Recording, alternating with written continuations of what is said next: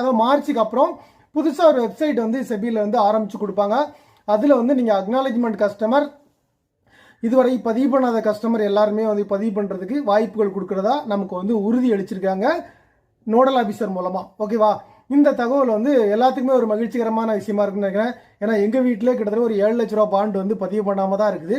அதுக்கு எல்லாமே நம்ம வந்து பதிவு பண்ணதுக்கு ஒரு வாய்ப்பு கொடுத்துருக்கு. அதனால் உங்களுடைய பாண்டுகள் அக்னாலஜ்மெண்ட்டுகள்லாம் எங்கெங்கே இருக்குதோ அது எல்லாத்தையுமே தூசி தட்டி ஒரு கவரில் போட்டு நீங்கள் நினச்ச நேரம் எடுக்கிற மாதிரி பக்கத்தில் வச்சுக்கோங்க. ஏன்னா இது எப்போ வேணாலும் வாய்ப்புகள் வரும். புது நிதியாண்டுன்னு சொல்லியிருக்காங்க. ஒருவேளை நமக்கு அடுத்த மாதமே இந்த வாய்ப்புகள் கொடுத்தாலும் கொடுக்கலாம். அதனால் அந்த வெப்சைட் ஆரம்பிக்க உடனே உங்கள்கிட்ட அக்னாலஜ்மெண்ட் கஸ்டமர், இதுவரை பதிவு பண்ணாத கஸ்டமர் எல்லாமே பதிவு பண்ணிக்கோங்க. அப்புறம் டெத்து கேஸ் அந்த இதெல்லாம் வந்து எந்த மாதிரி வாய்ப்புகள் கொடுக்குறாங்கன்னு தெரியல.